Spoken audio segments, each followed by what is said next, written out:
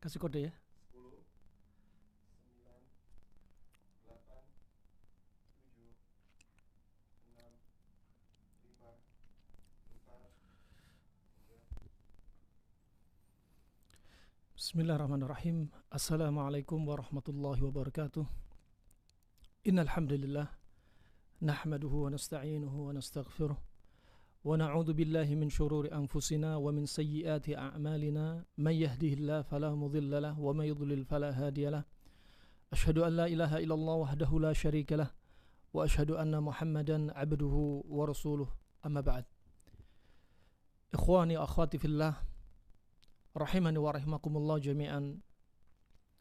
Wabah yang sudah sekian lama hidup bersama kita sebenarnya adalah musibah dari Allah Subhanahu wa taala bagi kaum muslimin dan merupakan azab bagi orang-orang kafir.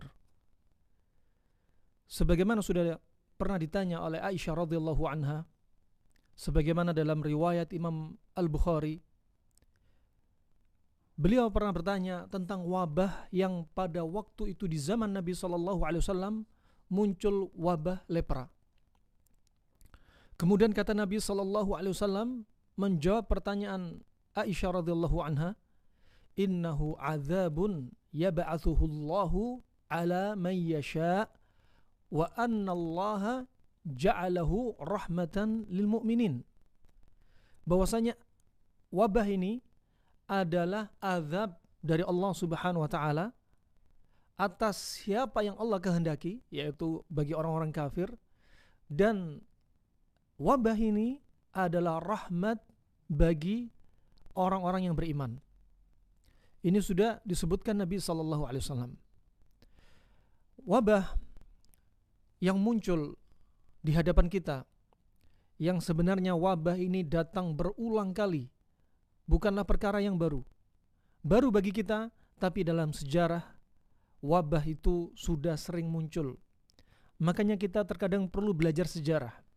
Sebagaimana dikatakan para ulama, inna fit tarikh ibratan wa idhatan. Sesungguhnya di dalam sejarah itu ada nasihat, ada pelajaran. Kita mau ngambil enggak? Kenapa Allah berikan wabah pada kaum sebelumnya sampai muncul di zaman kita? Kalau kita nggak ambil pelajaran, maka kaum muslimin, umat manusia akan berulang-ulang mendapati musibah seperti sebelumnya. Kenapa? Karena kita terjatuh dalam kesalahan yang sama. Wabah ini, Allah ciptakan wabah ini rahmat bagi hamba-hamba Allah yang beriman. Wabah Allah ciptakan tidak seperti penciptaan Allah pada manusia. Wabah yang terkenal di zaman kita dengan corona COVID-19 ini, yang wujudnya sebagaimana ma'ruf, bulat, kecil, ya, seperti ada durinya, ya, dan dia nggak bisa dilihat oleh mata telanjang kita, ya, dan dia adalah sesuatu yang makhluk yang Allah ciptakan yang tidak sesempurna Allah ciptakan manusia. Perlu diketahui, manusia Allah ciptakan lebih hebat daripada wabah. Ya. Manusia Allah ciptakan lebih hebat daripada wabah. Allah ciptakan virus. Allah ciptakan wabah. Dalam hal ini wabah yang muncul di zaman kita, virus COVID-19 ini, yang mana dia menyerang organ tubuh kita. Allah ciptakan sekian banyak wabah. Allah ciptakan sekian banyak virus, bakteri, jamur. Nah, sedangkan ada di sana beberapa virus yang menyerang organnya masing-masing. Jadi sasaran tempat bersarangnya virus-virus. Di antaranya seperti virus hepatitis. Yang diserang adalah liver manusia. Albuminnya juga diserang. Begitu pula di sana ada virus polio. Yang diserang adalah sistem persarafan. Begitu pula di sana ada virus HIV. Yang diserang adalah sistem kekebalan tubuh manusia, sel T, sel imun T manusia. Dan adapun virus corona COVID-19 ini yang diserang adalah pernafasan dan tenggorokan. Tetapi kita katakan lagi, manusia Allah ciptakan lebih hebat daripada virus. Allah ciptakan manusia dengan kekebalan tubuh. Sebagaimana disebutkan kedokteran Islam, kedokteran Arab kuno, sampai kedokteran modern zaman sekarang, mereka sepakat virus ini, wabah itu sulit ditemukan penangkalnya. Naam, Nabi SAW telah bersabda, ma anzalallahu da'an illa anzalalahu bihi syifaan. Kata Nabi SAW, Allah tidaklah menurunkan penyakit kecuali Allah sudah turunkan obatnya. Ya. Kemudian dilanjutkan dalam riwayat yang lainnya, alimahu man alimah wa jahilahu man jahilah. Ya, taulah orang yang tahu dan enggak taulah orang yang enggak tahu. Artinya apa? Ada orang yang Allah singkap obatnya dari satu penyakit. Ada orang yang enggak tahu, enggak disingkap bagaimana menerapi satu penyakit. Maka orang yang tahu itu adalah yang Allah berikan keutamaan. Makanya tim medis, tim pengobat, tim alternatif, ya, mereka semua ini saling melengkapi. Tidak boleh diantaranya tim medis mengatakan, atau salah satunya tim herbalis, atau salah satunya tim alternatif yang lainnya mengatakan, kalau dia nggak berobat pakai cara kami, dia nggak akan sembuh. Nggak bisa. Ya, nggak boleh demikian. Dan itu semua adalah hanya perantara sebab. Kesembuhan hanya milik Allah semata. Sebagaimana dalam surat Asy-Syu'ara, wa idza maridtu fahuwa yashfin. Jika aku sakit, dialah Allah yang menyembuhkan. Yang menyembuhkanku. Rahimani wa rahimakumullah jami'an. Maka hakikatnya, ya, hakikatnya virus ini sebenarnya Allah sudah turunkan obatnya. Apa itu obatnya? Yang jelas diantaranya adalah imun atau kekebalan tubuh yang ada di dalam diri kita untuk melawan virus-virus tersebut. Maka rahimani wa rahimakumullah jami'an, wabah ini muncul karena apa? Kita perlu tadabburi, kita perlu hayati agar wabah ini segera terangkat, agar wabah ini enggak berulang kembali. Tapi karena kita terjatuh dalam kesalahan-kesalahan yang sama berulang-ulang, sehingga Allah berikan wabah berulang-ulang. Allah Subhanahu wa taala telah berfirman dalam surat Ar-Rum ayat yang ke-41. Dhaharal fasadu fil barri wal bahri bima kasabat aydin nas liyudhiqahum ba'dalladzi 'amilu la'allahum yarji'un. Kata Allah Subhanahu wa taala, telah nampaklah kerusakan-kerusakan di darat dan di laut. Karena apa? Karena perbuatan tangan manusia. Perbuatan manusia. Dan Allah tampakkan kerusakan itu, ya, yang mana kerusakan ini berimbas kepada diri kita sendiri, agar apa? Agar sebagian mereka merasakan efek dari perbuatan mereka sendiri. Naam, la'allahum yarji'un. Semoga dengan kejadian ini mereka kembali. Kita nggak tahu versi wabah ini, ya, namanya ucapan manusia, bisa diterima, bisa ditolak. Bisa benar, bisa dusta. Ada yang mengatakan wabah ini, virus ini adalah bikinan, konspirasi musuh-musuh Allah. Ada yang mengatakan virus ini karena efek manusia makan kelelawar, ular, dan hewan-hewan yang dilarang oleh Allah Subhanahu wa taala. Alhasil, kita kembalikan wabah ini muncul karena perbuatan maksiat kita. Itu versi yang paling benar. Muncul kerusakan di muka bumi karena perbuatan tangan kita, karena perbuatan umat manusia. Dan Allah Subhanahu wa taala juga telah mengingatkan dalam firman-Nya yang lain, sebagaimana dalam surat Asy-Syura ayat 30. Wa ma asabakum min musibatin fabima kasabat aydikum wa ya'fu an katsir. Tidaklah musibah yang menimpa kalian yang kita rasakan ini kecuali apa?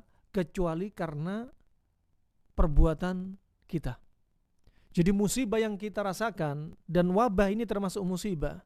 Itu karena apa? Karena perbuatan kita sendiri. Karena perbuatan kita sendiri. Dan musibah ini adalah rahmat dari Allah Subhanahu wa taala. Rahmat dari sisi apa? Untuk menghapus dosa-dosa kita, menggugurkan dosa-dosa kita dari cobaan Allah berupa musibah. Rahimani wa rahimakumullah. Al-Hafidz Ibnu Hajar menyebutkan apa sebab dari wabah ini. Kenapa wabah ini muncul? Waktu itu yang dibahas oleh Al-Hafidz Ibnu Hajar adalah wabah taun, lepra. Ya.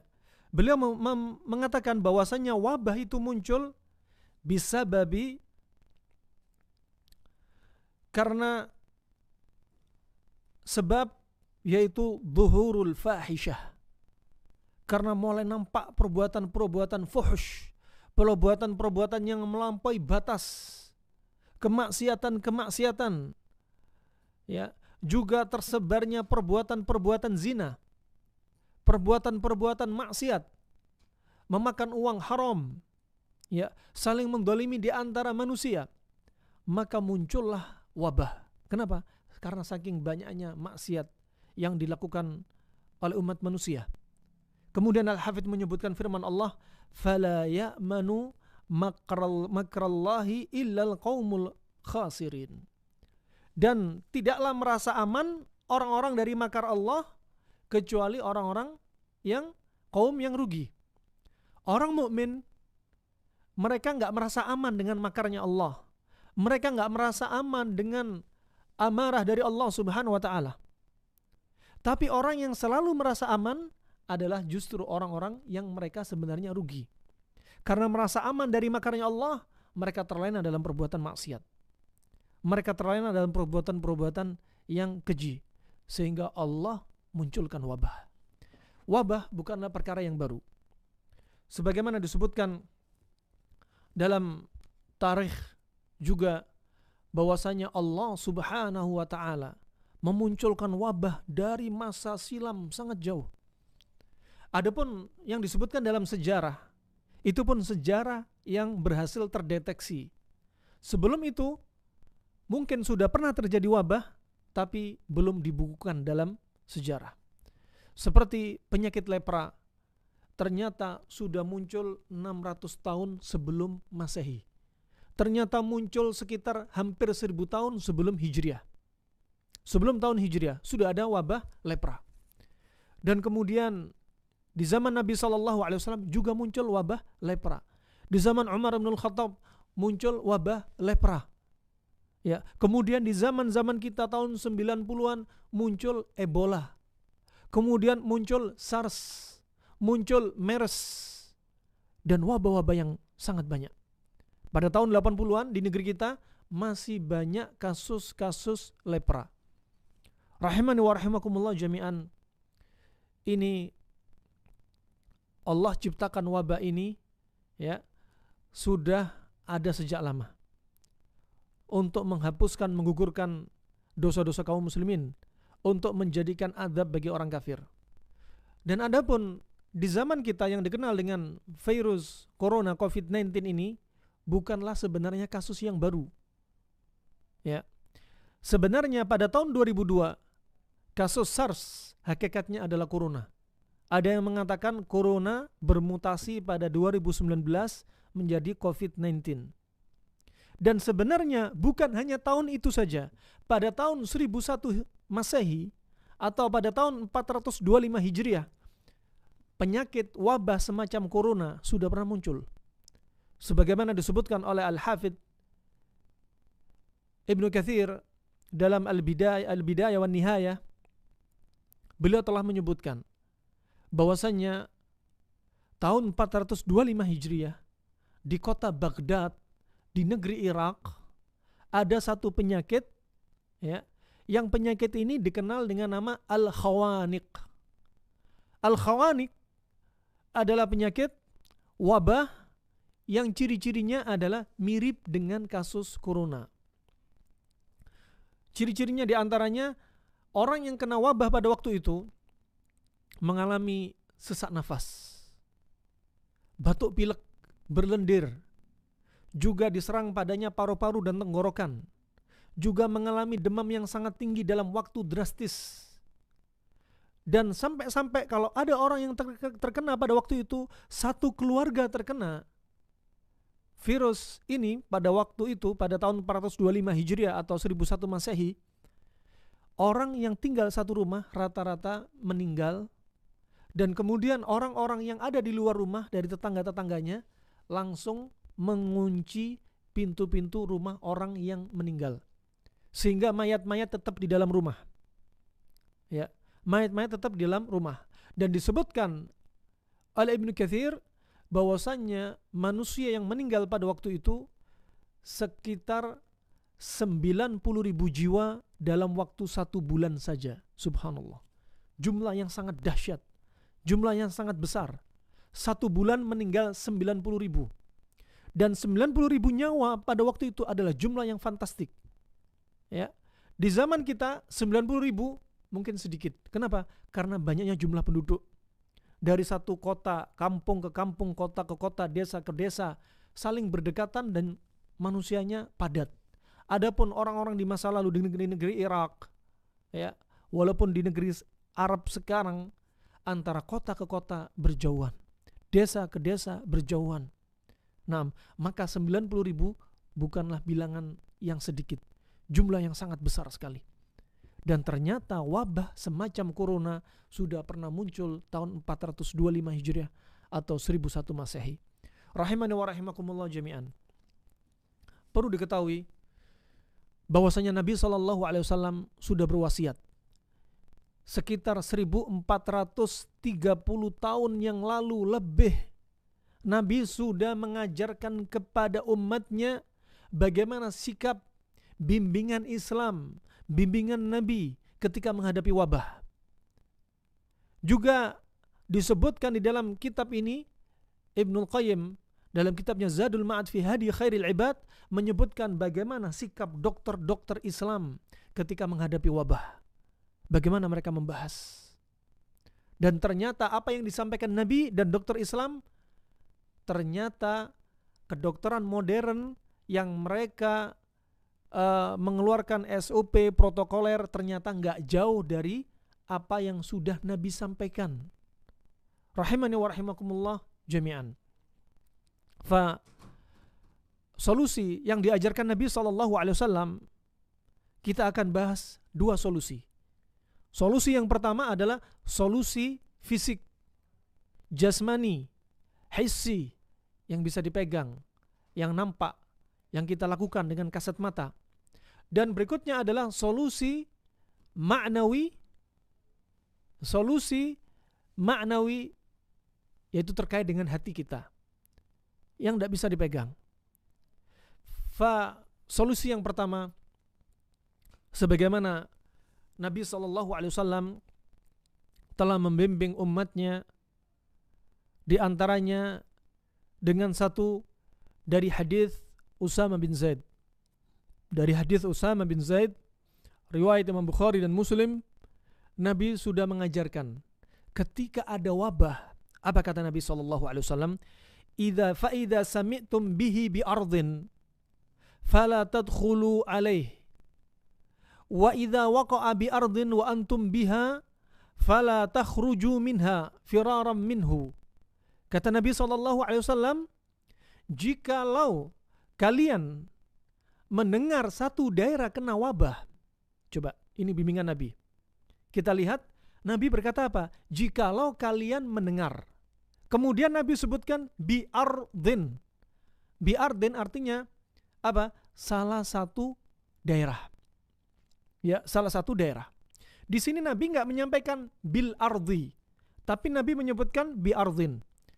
Yang mana ard di sini adalah nakirah. Wan nakirah tufidu al-umum, dan nakirah memberikan makna keumuman. Artinya apa? Jikalau kalian mendengar satu daerah kena wabah, artinya apa? Daerah manapun. Nabi nggak bilang bil ard, tapi bi ardin dengan nakirah. Artinya apa? Semua daerah manapun juga, jika ada kena wabah, kalian baru mendengar. Ya, artinya apa? Baru mendengar Namanya baru mendengar, kita belum membenarkan berita itu, kita belum mendustakan. Cuma mendengar saja. Ya, apa kata Nabi? Fala tadkhulu alaih. Kalian jangan coba-coba masuk. Orang yang sudah mendengar satu daerah, katakan ada satu kota kena wabah, ya, maka yang di luar kota itu jangan coba-coba masuk. Kemudian apa kata Nabi? Kalau terjadi di satu daerah, satu kota, dan kalian ada di dalam tempat tersebut, maka kalian jangan coba-coba kabur. Jangan coba-coba lari. Ya, ini wasiat Nabi. Yang ada di luar tempat wabah, jangan coba-coba masuk. Yang ada di dalam, jangan coba-coba kabur. Ini bimbingan Nabi. Dan sini, para ulama menyebutkan bahwasanya Nabi adalah orang yang pertama kali meletakkan asas pondasi tibbul waqa'i, yaitu pondasi apa? Preventif. Ilmu kedokteran dengan cara preventif. Nah, dan di sini juga ada yang diajarkan Nabi SAW, yaitu al-hijr as-sihhi, yaitu isolasi.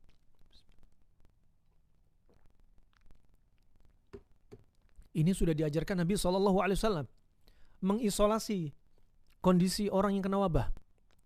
Kalau kita lihat di Vietnam 0 kasus. Kenapa demikian? Karena mereka langsung sigap melakukan isolasi. Hijr sihhi. Begitu pula di Wuhan. Kenapa yang kena wabah virus ini cuma Wuhan? Di luar Wuhan, kota-kota yang lainnya justru aman. Kenapa? Karena mereka betul-betul memblokir Wuhan. Betul-betul mereka mempraktekkan isolasi. Padahal ini sudah diajarkan Nabi untuk umatnya. Umat Islam, bukan orang-orang non-muslim, untuk umat Islam.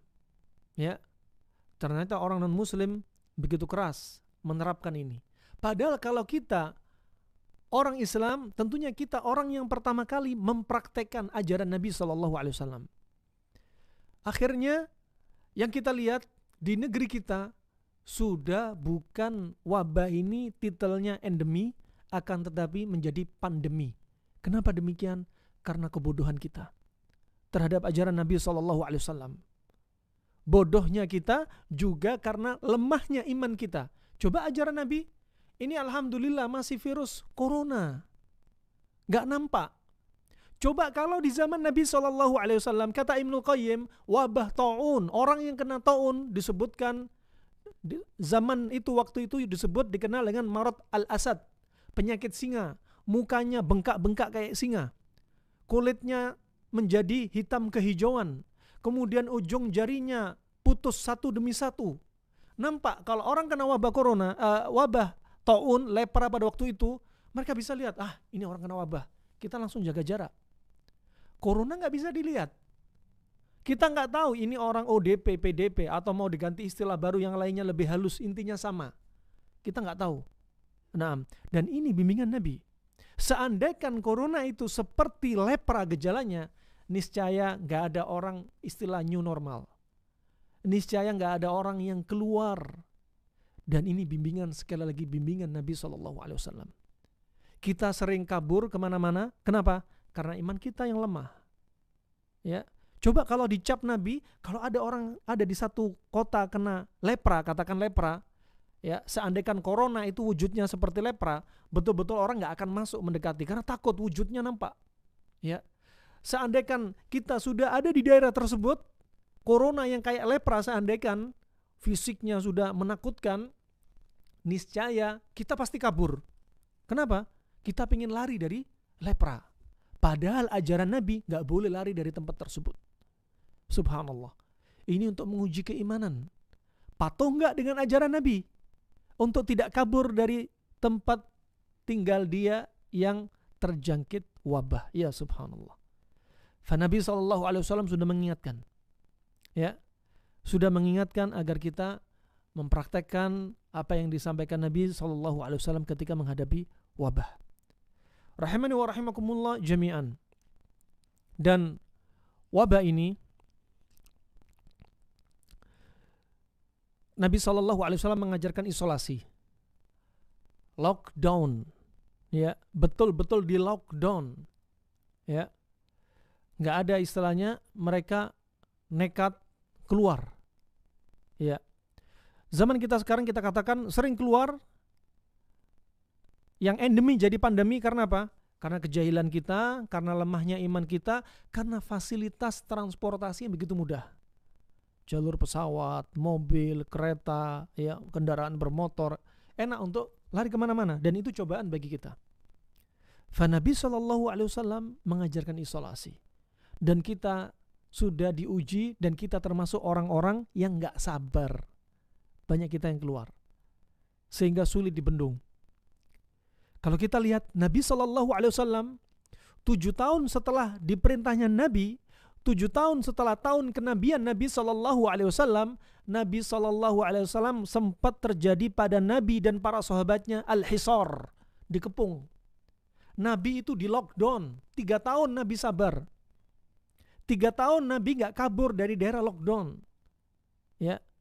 3 tahun sahabat bersama Nabi SAW, ya, dilarang waktu itu nikah, dilarang jual beli, dilarang, betul-betul di lockdown, ya. Dan Nabi SAW dan para sahabatnya sabar. Lah kita 3 bulan, ya, sudah nggak betah. Nah, siapa kita, siapa Nabi? Rahimani wa rahimakumullah jami'an. Ini pertama wasiat dari Nabi SAW. Kemudian rahimani wa rahimakumullah, Nabi SAW juga mewasiatkan, yaitu terapi yang kedua ketika menghadapi wabah. Nabi menyebutkan sebagaimana dalam hadis Jabir bin Abdullah. Hadis Jabir bin Abdullah adalah merupakan hadis yang sahih yang dikeluarkan oleh Imam Muslim dan Imam An-Nasai dan Ibnu Majah. Hadis yang kedua ini juga pelajaran bagi kita. Kata Nabi SAW, ya, yang Jabir menyebutkan bahwasannya waktu itu di salah satu utusan dari Bani Thaqif itu, di kaum tersebut ada musibah judam, lepra. Ya, sebagaimana kita sebutkan, lepra sangat menakutkan. Ya, kulitnya jadi biru kehitaman, hitam kehijauan. Terus jari jemarinya, sarafnya dibunuh satu demi satu sampai patah kakinya, tangannya, mukanya wujudnya seperti singa, kulitnya tebal, menakutkan. Dan waktu itu di Bani Thaqif ada yang kena lepra. Dan ada seorang yang hendak masuk Islam ingin datang kepada Nabi. Disebutkan dalam riwayat namanya adalah Syarid bin Suwaid. Syarid bin Suwaid ini ingin datang kepada Nabi, ingin berbaiat, ingin mengikrarkan Islamnya, ingin baiat ikut berjihad bersama Nabi SAW, syahadat di hadapan Nabi SAW. Sahabat ini datang, ya, orang yang sebelumnya belum masuk Islam datang kepada Nabi, ingin di hadapan Nabi mengikrarkan syahadatnya, berbaiat kepada Nabi. Setelah Nabi tahu bahwasanya dia dari Bani Thaqif, yang di situ sudah terjangkit sebagian orangnya kena lepra, apa yang dilakukan Nabi? Ini pelajaran. Kata Nabi SAW, irji faqad baya'nak. Kata Nabi apa? Ketika sahabat ini datang, ya, dia sudah masuk Islam akhirnya, ya. Kemudian apa kata Nabi? Kembali kamu.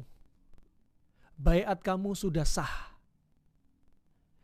Tidak menutup kemungkinan dari hadis ini Nabi nggak mau salaman. Dari hadis ini Nabi jaga jarak. Nabi katakan, irji faqad baya'nak. Sudah, kamu kembali aja. Karena tahu dia ini orang yang dari tempat kena wabah. Nabi nggak mau berinteraksi. Ada physical distancing di sini, ada social distancing di sini. Minggir kamu. Pulang kamu. Baiat kamu, syahadat kamu diterima. Kamu sudah masuk Islam. Nah, ini pelajaran dari Nabi SAW. Ternyata physical distancing bukan perkara yang baru. Physical distancing bukan perkara yang asing bagi umat Islam. Ya, Kita nggak boleh alergi. Ini sholat pakai physical distancing, ya. Ini apa pula pakai masker. Nabi jaga jarak. Ya. Nabi jaga jarak. Apa? Biar nggak interaksi dekat, nggak ada juga droplet, nggak ada juga sentuhan tubuhnya dari bekas keringatnya. Nabi juga jaga jarak. Bukan perkara asing. Soft distancing, hukum asalnya haram. Pakai masker dalam sholat, hukum asalnya dilarang. Tetapi ad-darurah tubihul mahdhurah. Perkara yang darurat membolehkan apa-apa yang dilarang. Karena ada keperluan sehingga diperbolehkan. Ya, diperbolehkan. Rahimani wa rahimakumullah. Ini hadis kedua yang disampaikan Nabi SAW, bagaimana sikap seorang muslim yang diajari Nabi, yang dibimbing oleh Nabi SAW, sekaligus diberi contoh oleh dokter-dokter Islam di masa lalu. Kemudian yang berikutnya, sebagaimana dalam riwayat Imam Bukhari dalam sahihnya dari Abu Hurairah radhiyallahu anna Nabi SAW qala, bahwasanya Nabi SAW bersabda, firra minal majdhumi kama tafirru minal asadi. Larilah kamu dari wabah lepra sebagaimana kamu lari dari singa. Lari dari mana? Lari untuk tidak masuk tempat wabah. Ya, nggak perlu kepo-kepo masuk tempat wabah. Ya, masuk ke tempat wabah, kepo, selfie di tempat-tempat wabah, ternyata langsung terjangkit, baru selfie kemudian mati. Ya, nah, nggak perlu kita masuk ke tempat wabah. Bukan artinya lari di sini sudah tinggal di tempat wabah, kabur dari tempat wabah, bukan. Tapi agar kita tidak masuk ke tempat wabah. Tetapi kalau sudah kita berada di tempat wabah, kita nggak boleh kabur. Sebagaimana bimbingan Nabi SAW, bahwasanya Nabi bersabda, al-far minat ta'un kal-far minat zahf. Orang yang lari dari wabah ta'un seperti orang yang lari dari medan peperangan. Makanya nggak boleh lari dari tempat wabah seperti lari dari medan peperangan. Padahal Nabi juga bersabda dalam hadis yang lainnya, ijtanibu as-sab'al mubiqat. Jauhilah oleh kalian 7 perkara yang mencelakakan, yaitu dosa besar. Di antaranya apa? Al-far minaz zahf, lari dari medan perang. Ketika jihad berkumandang, ketika jihad berkobar, dipimpin oleh pemimpin jihad, amirul jihad, ya, pada waktu itu Rasulullah SAW, kalau ada orang mundur 1 langkah, hitungannya apa? Al-far minaz zahf, dosa besar. Makanya ini syariat jihad, kalau ada pemimpin jihad sudah bilang maju, nggak boleh, nggak ada kata mundur. Mundur 1 langkah, ancamannya dosa besar. Makanya nggak boleh mundur. Makanya pernah disebutkan ada seorang sahabat. Sahabat ini disebutkan paling takut lihat pedang. Ya, sedangkan ancamannya kalau mundur itu ancamannya dosa besar. Akhirnya apa yang dilakukan sahabat ini? Sahabat ini menggali lubang yang sangat dalam sampai lehernya, kemudian dia masukkan tubuh dia sampai lehernya, dibiarkan tangan dia keluar, kemudian ditimbun tubuh dia. Ketika perang berkecamuk, dia nggak bisa maju, nggak bisa mundur. Hanya dengan tangannya mengayunkan pedang sampai akhirnya dia terbunuh di tempat dia membenamkan dirinya. Ya subhanallah. Ini keimanan kita. Makanya lari dari tempat wabah hitungannya seperti lari dari medan jihad. Lari dari medan jihad termasuk dosa besar. Lari dari tempat wabah termasuk dosa besar. Padahal sebagaimana dalam hadis Aisyah yang telah kita lalui, dalam riwayat Imam Bukhari, ya, orang yang tinggal di tempat wabah, ya, orang yang tinggal, kata Rasulullah, laisa min ahadin yaqa'u at-ta'un fayamkuthu fi baladi sabiran muhtasiban ya'lamu annahu la yusibuhu illa ma kataballahu lah illa kana lahu mithlu ajri syahid. Kata Nabi SAW, tidaklah seseorang itu yang tinggal di tempat wabah, waktu itu ta'un, di tempat wabah, kemudian dia berdiam diri di kotanya, di negerinya, di desanya, di kampungnya, dia diam nggak keluar dari tempat wabah dalam keadaan dia sabar dan mengharap pahala Allah Subhanahu wa taala. Dia tahu orang kena wabah pasti karena izin Allah. Belum tentu orang tinggal di tempat wabah pasti kena wabah. Ya, kecuali apa kata Nabi SAW, illa kana lahu mithlu ajri syahid. Orang yang tinggal di tempat wabah nggak kabur, walaupun dia nggak mati di tempat wabah tersebut, dia mendapat apa? Pahalanya seperti pahala orang yang mati syahid. Pahala seperti orang yang mati syahid. Kita lihat Nabi SAW. Siapa Nabi? Manusia yang paling mulia.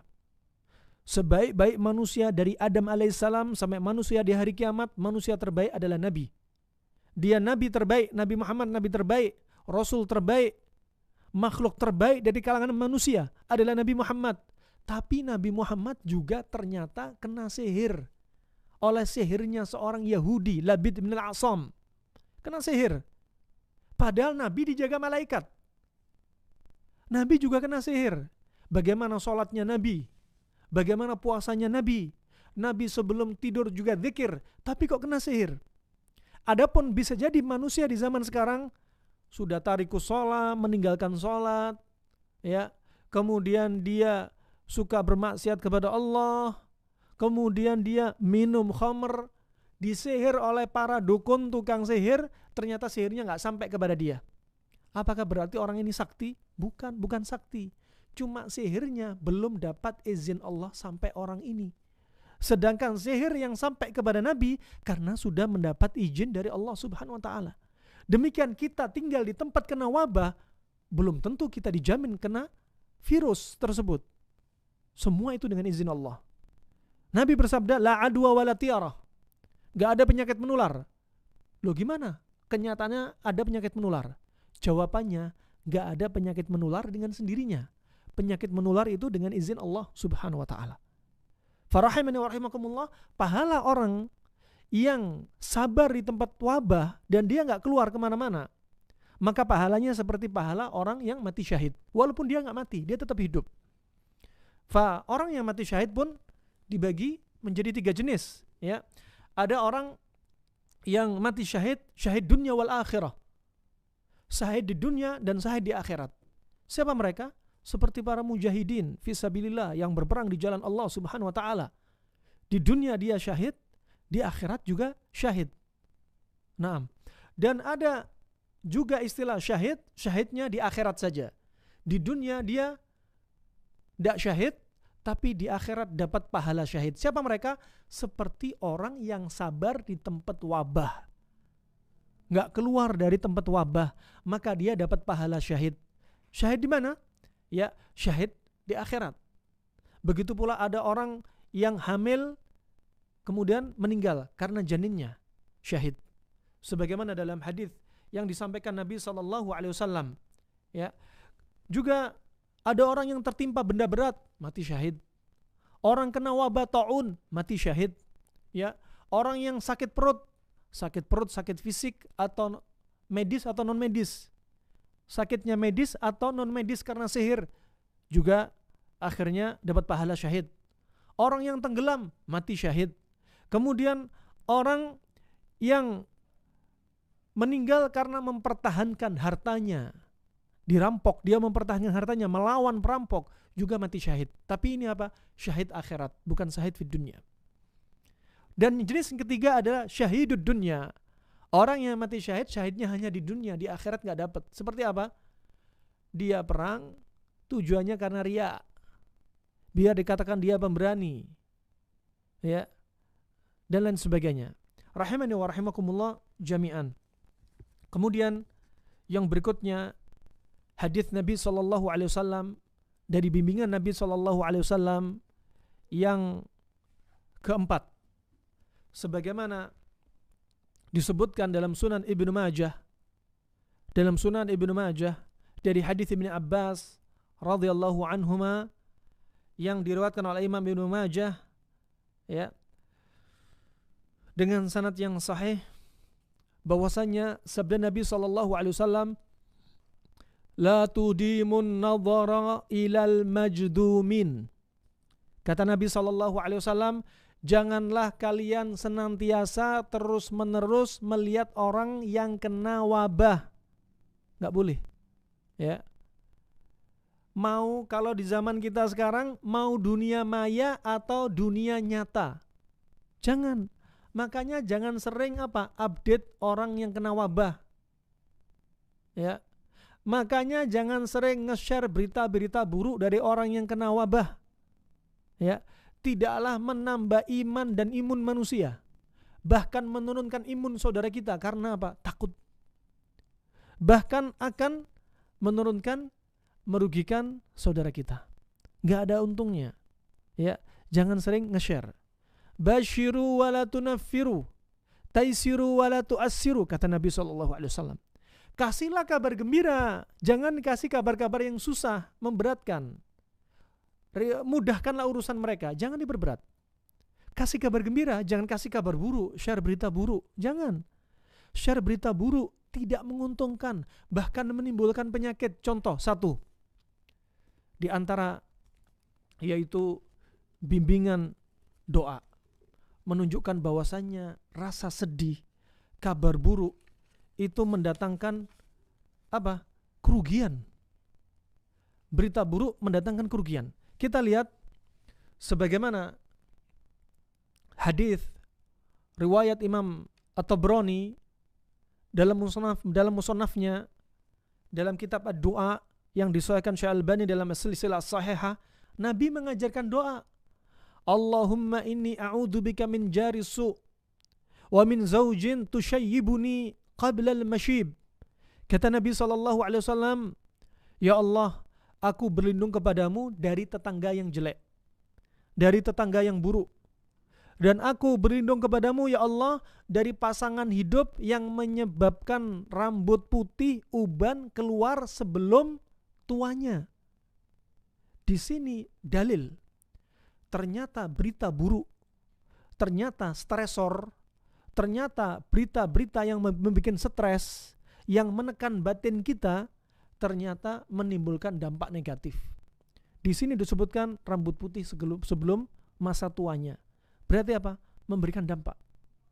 Berita-berita buruk, ya, yang menekan batin kita. Kata Ibnu Qayyim rahimahullah, seorang yang berakal, dia tidak akan menyangkal bahwasannya, ya, jiwa yang tertekan akan menimbulkan dampak pada fisik. Nah, ini memberikan dampak pada fisik. Makanya jangan sering share berita buruk. La tudimun nadhara ilal majdumin, kata Nabi SAW. Jangan senantiasa melihat orang-orang yang kena wabah, karena itu berita buruk bagi manusia. Berikutnya, hal-hal yang berita buruk ternyata membuat dampak pada tubuh kita. Sudah disebutkan oleh Allah Subhanahu wa taala sebagaimana dalam surat Yusuf ayat 84, wa abyaddat ainahu minal huzni fahuwa kadhim.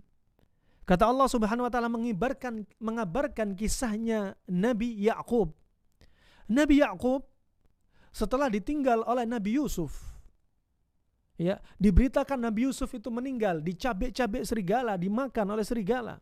Itu berita buruk. Ya. Akhirnya apa? Kata Allah, pupil di matanya menghitam pada kedua matanya. Kenapa? Minal huzni fahuwa kadhim, karena rasa sedih yang numpuk. Ketika itu disebutkan bahwasanya Nabi Yusuf dikabarkan hilang. Kemudian ada saudaranya Nabi Yusuf, disebutkan ada yang namanya Binyamin, wallahu a'lam bishawab dengan penamaannya. Ya, ternyata mirip mukanya dengan Nabi Yusuf, juga hilang. Jadi sedihnya Nabi Ya'qub menumpuk. Hampir sekitar 30 tahun atau lebih Nabi Ya'qub berpisah dengan anak yang disayanginya, Nabi Yusuf. Karena sedih yang menumpuk, sekitar 6 tahun Nabi Ya'qub mengalami kebutaan. Kenapa? Karena sedih yang menumpuk. Ingat, berita buruk ternyata memberikan dampak pada fisik. Maka share Anda berita buruk tidaklah menambah iman, tidaklah menambah imun, bahkan menambah kerugian. Kemudian disebutkan oleh para dokter disebutkan kenapa kronologi Nabi Ya'qub bisa buta. Ternyata disebutkan orang yang sedih berlebihan akan menyebabkan adrenalin meningkat dalam jumlah yang sangat banyak. Kalau adrenalin meningkat dalam jumlah yang banyak, akhirnya apa? Insulinnya akan turun. Kalau insulin turun, seseorang akan terkena gangguan masalah gula dalam darah. Sehingga gula dalam darah naik, sehingga menyebabkan katarak pada mata Nabi Yakub. Ya, rahimani wa rahimakumullah, sekali lagi, berita buruk jangan di-share. Kemudian dalam ayat yang setelahnya, bahwasanya Nabi Yakub setelah diberikan kabar gembira bahwasanya Nabi Yusuf masih hidup, sebagaimana disebutkan dalam surat Yusuf ayat 93, idhabu biqamisi hadza fa'alquhu ala wajhi abi ya'ti basira wa'tuni bi ahlikum ajma'in. Dalam ayat ini disebutkan Nabi Yusuf berkata kepada saudara-saudaranya, kalian pergilah, bawalah gamisku, bawalah pakaianku, dan kasihkan atau tempelkan ke wajah bapakku. Ya. Di situ ada yang menyebutkan dengan pakaian Nabi Yusuf. Nabi Yakub mencium aromanya anaknya, Nabi Yusuf. Kemudian ketika itu langsung matanya sembuh. Apa? Ya'ti basira. Nabi Yakub bisa melihat lagi. Setelah apa? Mendapatkan kabar gembira. Nabi Yakub bisa melihat. Pendapat yang kedua mengatakan ini bisa jadi adalah mukjizat dari Nabi Yusuf, dari Allah kepada Nabi Yakub dan Nabi Yusuf alaihi wassalam. Farahimana wa rahimakumullah, sekali lagi jangan share berita buruk. Kemudian hadis yang berikutnya yang menunjukkan ajaran bimbingan Nabi sallallahu alaihi wasallam. Sebagaimana dalam hadis Abi Hurairah radhiyallahu an. Ya. Qala Rasulullah sallallahu alaihi wasallam, la yuridanna mumridun ala musihin. Kata Nabi sallallahu alaihi wasallam, hendaknya janganlah orang yang sakit dicampurkan dengan orang yang sehat. Berarti kalau ada orang sudah positif kena wabah corona, maka bimbingan Nabi jangan dia dicampur, diisolasi. Ini sudah bimbingan Nabi sallallahu alaihi wasallam. Bimbingan dari Nabi SAW untuk mengisolasi orang yang sudah kena wabah. Kemudian yang berikutnya disebutkan bahwasannya dalam satu hadis, ya, yang isi dari konteks hadis tersebut, kalimil majdum wa bainaka wa bainahu qidu ramhin arumhain. Dalam hadis ini artinya, bicaralah dengan orang yang kena wabah, ya. Antara kamu dengan orang yang kena wabah jaraknya sekitar 1 busur panah atau 2 busur panah. Ya. Kalau bicara dengan orang yang kena wabah, jaraknya apa? 1 busur panah, bisa jadi 1 meter. Atau 2 busur panah, bisa jadi 2 meter. Berarti di sini sempat terbetik. Ya, ternyata jaga jarak penting ketika kena wabah. Adapun hadis ini adalah hadis yang terakhir kita baca barusan, adalah hadis yang sanadnya lemah sekali. Diriwayatkan oleh Imam Ahmad dalam Zawaid Al-Musnad, ya. Sehingga hadis ini tidak bisa menjadi dalil, akan tetapi dari sisi kesehatan maknanya benar. Dari sisi kedokteran maknanya benar untuk jaga jarak. Untuk jaga jarak. Fa ini termasuk terapi fisik yang datang dari Nabi sallallahu alaihi wasallam. Adapun dari yang lainnya seperti datang dari Imam Asy-Syafi'i rahimahullah, ya, Imam Syafi'i sudah membahas tentang wabah. Ya, ulama salaf dulu membahas tentang wabah. Kata Imam Syafi'i rahimahullah, ya, beliau berkata, lam ara syai'an anfa'a lil waba'i minal banafsaji yudhinu bihi wa yushrab. Disebutkan dalam Hilyatul Auliya, ya, disebutkan tentang ucapan Imam Syafi'i, ya, tentang ucapan Imam Syafi'i juga disebutkan dalam kitab yang lainnya dalam Adab Asy-Syafi'i halaman 324, ya, 324. Kata Imam Syafi'i, ya, aku tidak melihat obat herbal yang lebih bermanfaat untuk wabah penyakit kecuali banafsaji yudhan wa yushrab. Banafsaji yaitu saffron atau za'faron. atau violet flower, ya, yang mana di negeri kita ini sangat mahal. 1 gramnya harganya 100.000. Sedangkan untuk dosis orang yang kena wabah, dosis minumnya 19 gram. Kalau andaikan 19 gram berarti 1.900.000 kali minum. Sangat mahal. Itu disebutkan Imam Syafi'i karena ada di zamannya. Bukan berarti kita nggak bisa pakai konsumsi yang lainnya. Selain banafsaji masih banyak. Ya, seperti orang-orang Cina di kota Wuhan, mereka hanya menggunakan ya herbal-herbal seperti apa? Hanya kayu manis, jahe, ya, kunyit dan lain sebagainya. Untuk apa? Membantu menaikkan fungsi kekuatan paru-paru dan tenggorokan. Nah, karena mereka sudah ma'ruf bahwasanya virus itu menurut mereka sulit untuk dibasmi, tapi hanya menguatkan fungsi-fungsi organ yang diserang. Subhanallah. Nah, juga disebutkan oleh kedokteran Arab bahwasanya virus SARS 2002 mereka menggunakan resep-resep tradisional, bahkan para dokternya seperti menggunakan bunga kamomil, ya, seperti menggunakan yaitu kulit jeruk sankis, seperti menggunakan habatus sauda dengan dosis hanya 1 gram pagi dan malam. Nah, rahimani wa rahimakumullah, kita katakan kita hanya mengambil sebab. Kita hanya mengambil sebab dari terapi-terapi yang bermanfaat. Kemudian terapi yang berikutnya, terapi yang jenis kedua, yaitu terapi maknawi. Terapi yang tidak bisa kita pegang. Terapi maknawi ini lebih penting, ya, lebih utama. Terapi yang pertama dari mana maknawi ini? Yang pertama adalah tawakal kita kepada Allah Subhanahu wa taala. Ini yang pertama. Ya. Perlu diketahui Allah Subhanahu wa taala sebagaimana Allah telah berfirman, ya, wa tawakkal 'alal hayyil ladzi la yamut. Wa tawakkal 'alal hayyil ladzi la yamut. Dan bertawakallah kepada yang maha hidup yang dia tidak akan mati.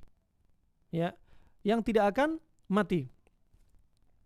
Dan ini menunjukkan perintah untuk kita bertawakal kepada Allah. Wa tawakkal 'alal hayyil ladzi la yamut wa sabbih bihamdihi wa kafa bihi bidunubihi ibadihi khabira. Ya, bertawakallah kepada yang maha hidup enggak pernah mati. Adapun corona akan ada umurnya. Ada saatnya dia mati, akan ada saatnya Allah angkat dia. Adapun manusia ada saatnya mati. Semua akan mati. Kita hanya bertawakal kepada Allah Subhanahu wa taala. Enggak boleh kita bertawakal kepada dokter, enggak boleh kita bertawakal pada vaksin, enggak boleh kita bertawakal dengan masker, enggak boleh kita bertawakal dengan hand sanitizer, enggak boleh kita bertawakal dengan apa? Physical distancing. Itu hanya sebab saja. Tawakal harus kepada Allah Subhanahu wa taala. Karena ini adalah ibadah hati. Ini yang paling penting. Ibadah hati. Tatkala hati kuat, imun juga kuat. Tatkala hati lemah, dalam sisi iman, lemah karena stres, dapat berita-berita buruk, dia juga lemah. Imun lemah, iman lemah. Akhirnya dia potensi terserang wabah. Fatawakal kepada Allah yang maha hidup, gak pernah mati. Corona ada saatnya mati, manusia ada saatnya mati. Rahimani wa rahimakumullah, tawakal dibagi menjadi 3. Yang pertama, i'timad ala Allah. Bersandar diri kepada Allah Subhanahu wa taala.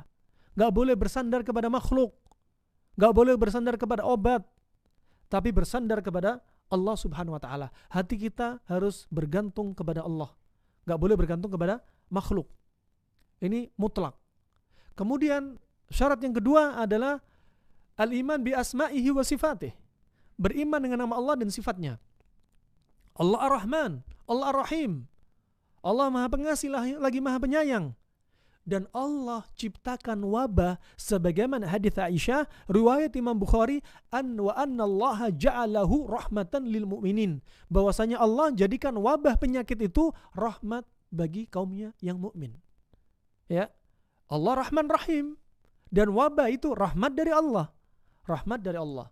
Kemudian syarat yang ketiga adalah al-ikhtiyar, mengambil sebab. Mengambil sebab. Ini penting. Kalau ada orang bilang tawakal tapi enggak mengambil sebab, maka hakikatnya enggak disebut tawakal, tapi tawakul. Orang yang meninggalkan sebab. Dan tawakal orang yang tidak mengambil sebab, tawakalnya adalah tawakal yang cacat, tawakal nggak sempurna. Misalkan ada seorang pergi ke pasar, berangkat ke pasar, naik motor, ya, kuncinya dibiarkan di tempat parkir. Saya tawakal kepada Allah. Dia masuk pasar, motornya hilang. Apa ini tawakal? Ini bukan tawakal, ini tawakal yang cacat. Namanya tawakul, meninggalkan sebab. Maka seorang yang tawakal harus mengambil sebab. Di antara sebabnya, kalau mau pakai vaksin, vaksin hanya sebab. Selama vaksin itu halal, silahkan. Kalau mau pakai herbal, selama herbal itu halal, silahkan. Kalau mau pakai terapi-terapi yang lainnya, silahkan. Ya, asal itu halal, tidak mengandung unsur kesirikan, tidak mengandung unsur ada padanya keharaman, maka sah-sah saja mengambil sebab. Dan hati dia harus bergantung kepada Allah Subhanahu wa taala. Rahimani wa rahimakumullah, terkait dengan tawakal di musim wabah, manusia terbagi menjadi 3. Sebagaimana disebutkan khairul amr awsatiha, sebaik-baik perkara adalah di tengah. Bainal ghali wal jafi, bainal ifrat wa tafrit, enggak ekstrem kanan, enggak ekstrem kiri. Ketika musim wabah, manusia itu ada yang ekstrem kanan. Siapa mereka? Orang yang takutnya berlebihan. Pergi ke pasar pakai APD. Ya, ini nakut-nakuti manusia yang lain. Takutnya berlebihan. Karena takut berlebihan timbul apa? Stres, depresi, psikosomatik, paranoid. Akhirnya setiap ada orang, pembantunya aja datang ke rumah, sudah gak boleh datang. Karena kamu kemarin keluar belanja ke pasar, kamu gak boleh lagi jadi pembantu saya. Ya, misal, ya saking takutnya, setiap ada tetangganya, tetangga keluar kota, langsung dibilang, udah tetangga sudah bukan tetangga saya lagi kamu. Apa? Paranoid. Ya, orang dia sudah terbetik mindset dia, semua manusia di sekitar dia terjangkit virus sudah. Ini ekstrem kanan. Ya, ekstrem kanan, seperti nggak punya Allah saja, takutnya berlebihan. Ya, kemudian ada orang ekstrem kiri. Siapa ekstrem kiri? Kami ini hanya percaya sama Allah, kami ciptaan Allah, mati itu pun takdir Allah. Akhirnya apa? Dia enak aja campur kepada orang-orang yang sudah kena wabah positif. Nggak usah pakai masker, dia nggak pakai masker, bilangnya kita tawakal sama Allah, nggak social distancing. Ya, sempat kejadian di salah satu kota di Jawa Barat, ya, orang-orang yang ngomongnya satu masjid kayak gini. Ya, sebagaimana berita sudah viral, ada satu orang tiba-tiba mati di masjid itu dalam keadaan sedang apa? Ibadah Jumat. Mati nggak tahu, matinya kena jantung atau matinya kenapa, jamaah langsung kabur. Oh, katanya tawakal pada Allah. Kenapa harus kabur? Nah, ini ekstrem kiri. Makanya yang paling baik adalah golongan yang ketiga, yang di tengah, antara ekstrem kanan, antara ekstrem kiri. Ini yang diajarkan Nabi SAW. Tawakalnya demikian, tawakal yang sempurna dengan syarat-syaratnya. Rahimani wa rahimakumullah. Kemudian yang berikutnya, Nabi SAW mengajarkan doa-doa agar kita terlindung dari malapetaka, bencana seperti ini. Pertama, Nabi sudah mengajarkan doa sebagaimana hadis riwayat Tirmidzi, dan hadis ini adalah hadis yang hasan. Ketika ada musibah di hadapan kita, mau orang itu kena wabah, mau orang itu cacat ada di hadapan kita, atau ada orang kecelakaan di hadapan kita, ada orang yang kena musibah di hadapan kita, baca doa ini. Kadang kita lihat ada orang, naudzubillah, wujudnya gak sempurna, baca doa ini. Ada orang kecelakaan di hadapan kita, baca doa ini. Ada orang tiba-tiba kejang-kejang di hadapan kita, baca doa ini. Kita melihat orang kena wabah, baca doa ini. Apa doanya? Yang diajarkan Nabi, Alhamdulillahilladzi afani mimma ibtalaka bih wa faddalani ala katsirin mimman khalaqa tafdila. Ya. Alhamdulillah, segala puji bagi Allah Subhanahu wa taala, Dia yang menjagaku, memberikanku kesehatan dari musibah-musibah, dan Dialah yang memberikan keutamaan, ya, atas sebagian besar manusia yang Allah berikan keutamaan.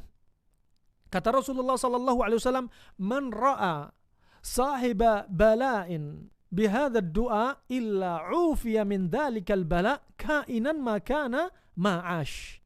Kata Nabi sallallahu alaihi wasallam, barang siapa melihat orang yang kena bala, kena musibah, kemudian dia baca doa ini, kecuali Allah pasti akan jaga dia dari bala apapun juga, seperti apa yang dia lihat, selama dia masih hidup. Subhanallah. Ajib. Ya, bimbingan Nabi SAW. Kemudian juga Nabi SAW mengajarkan zikir, ya, yang sudah ma'ruf, zikir pagi dan petang.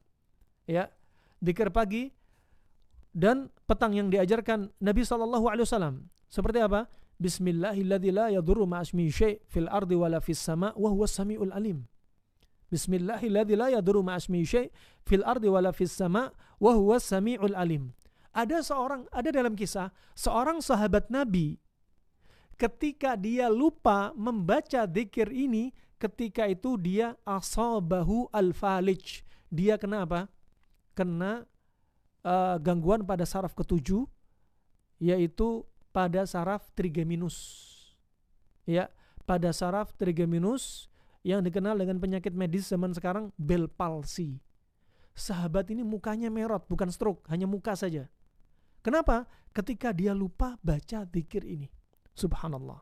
Ya, ketika lupa baca zikir ini. Bismillahilladzi la yadurru ma'asmihi syai' fil ardi wala fis sama' wa huwas samiul alim. 3 hari pagi dan petang. Naam, rahimani wa rahimakumullah. Juga Nabi juga mengajarkan, ya, doa berikut yang lebih khusus. Allahumma inni a'udzubika minal barasi wal jununi wal judhami wa min sayyi'il asqami. Ya. Hadis ini riwayat Abu Daud dan Ahmad dan Nasa'i dan disahihkan oleh Syekh Albani rahimahullah. Ya Allah, aku berlindung kepadamu dari al-baras. Al-baras itu penyakit belang, vitiligo.